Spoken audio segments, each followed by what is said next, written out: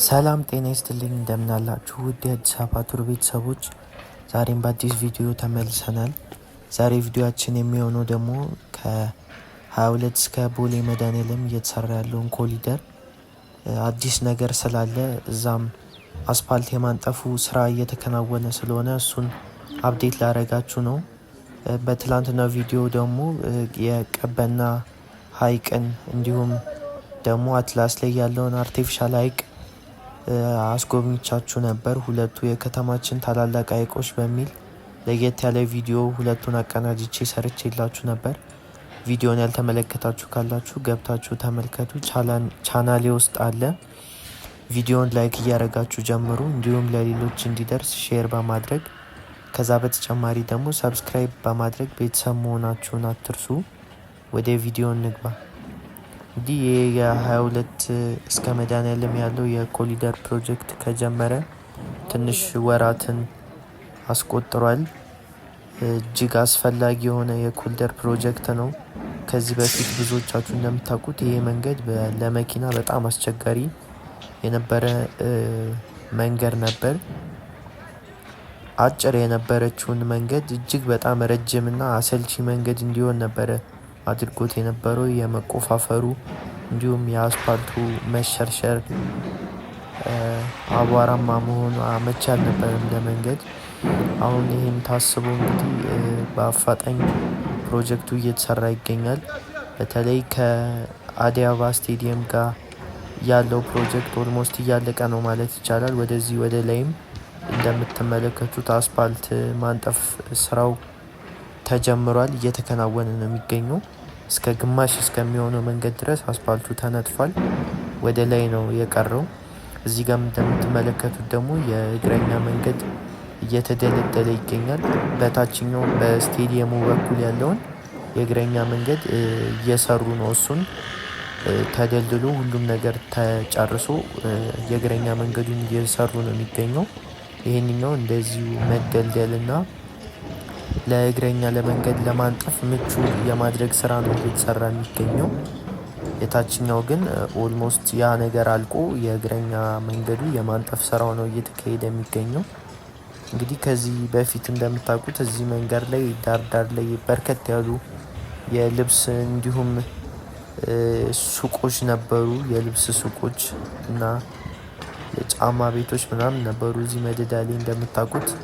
አሁን እነሱ ተነስተው የኮሪደር ልማቱን ገጽታ በተከተለ መንገድ የተለያዩ ሱቆች እንዲሁም ካፌዎች እና እየተገነባ ነው የሚገኘው። እንዲሁም ደግሞ የህንፃዎችን እድሳት ተከናውኗል። እዚህ ወደ ታች ላይ አብዛኛው አልቋል። ወደ ላይ ነው የሚቀረው። ወደ ላይ ያለውም በፍጥነት እየተከናወነ ነው የሚገኘው።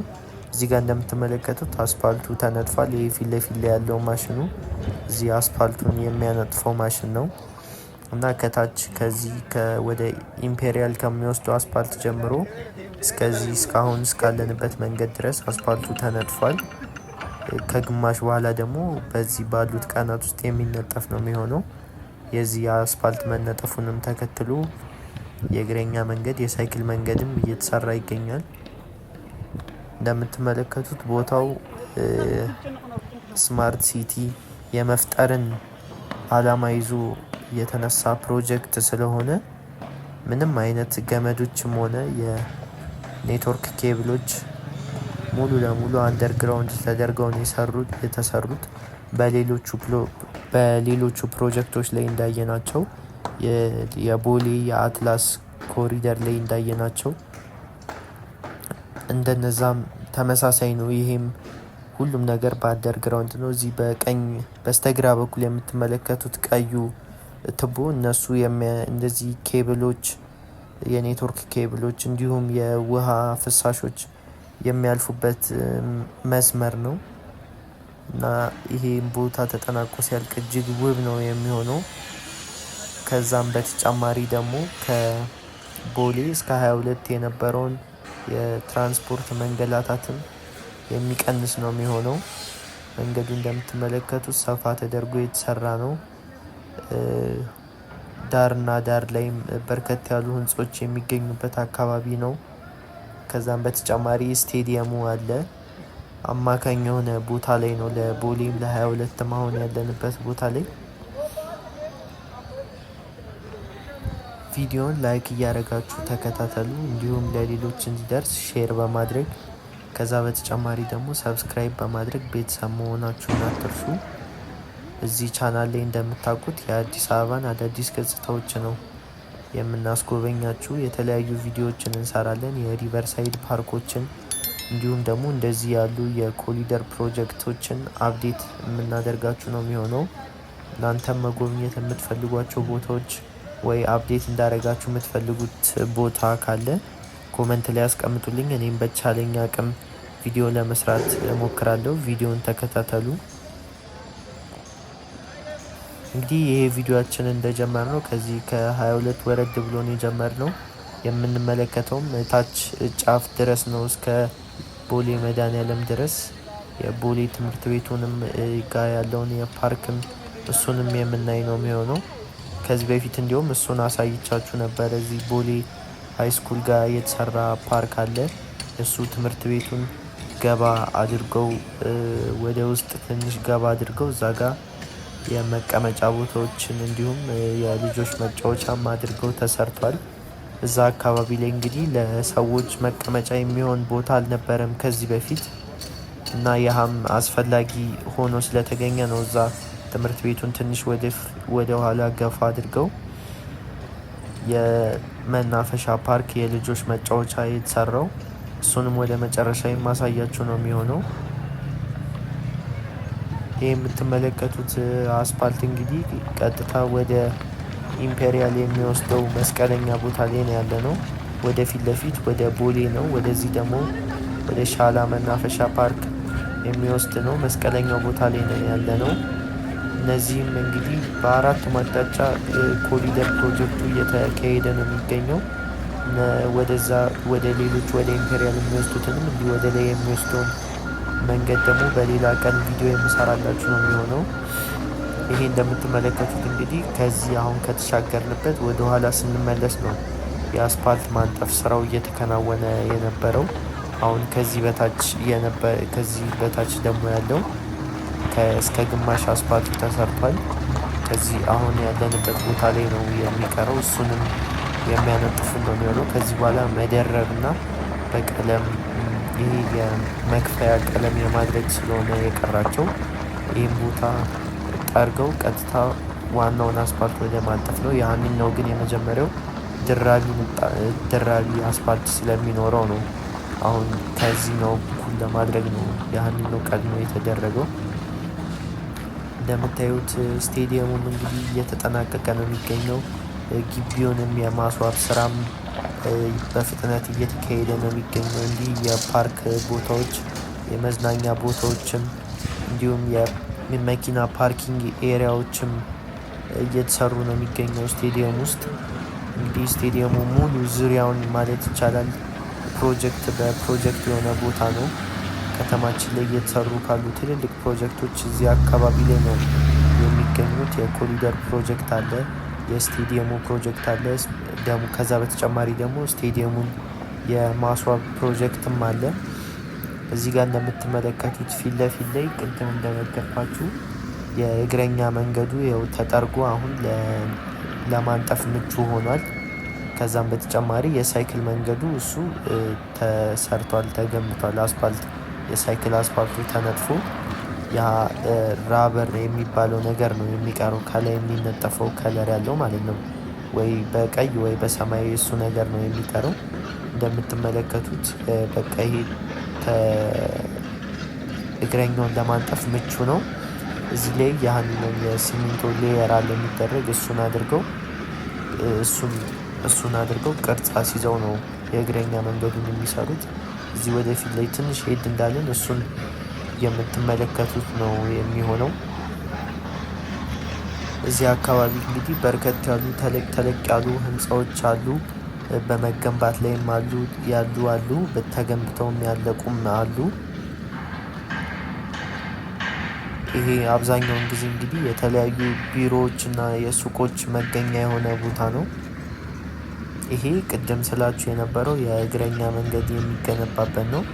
እዚህ ድረስ አሁን በቃ እንደዚህ ያነጥፉትና በሲሚንቶ ነው የሚሰራው።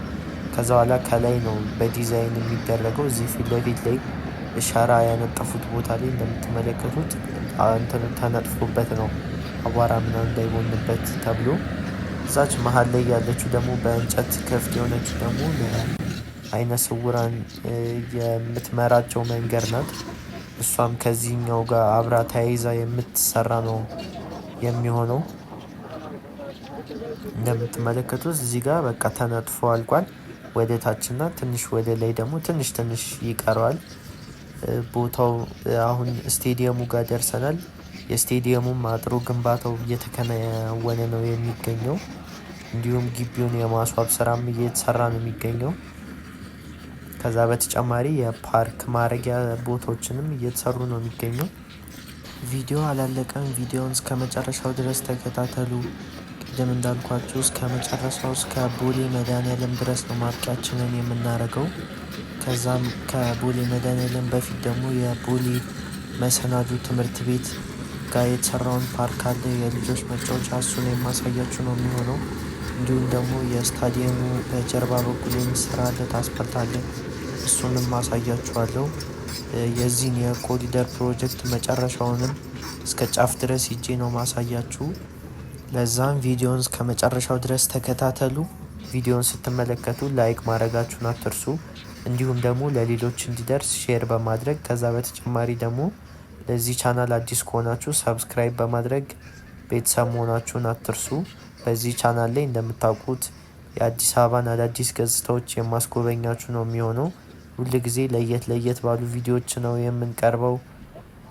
ቪዲዮን እስከ መጨረሻው ድረስ ተከታተሉ። እንዲሁም መጎብኘት የምትፈልጓቸው ቦታዎች ካሉ አፕዴት እንዳረጋቸው የምትፈልጓቸው የፕሮጀክቶች እንዲሁም ኮሪደር ፕሮጀክቶች ካሉ ሀሳብ አስተያየታችሁንም በዛው ኮመንት ላይ ያስቀምጡልኝ። ቪዲዮን እስከ መጨረሻው ድረስ ተከታተሉ። መልካም ቆይታ። አመሰግናለሁ።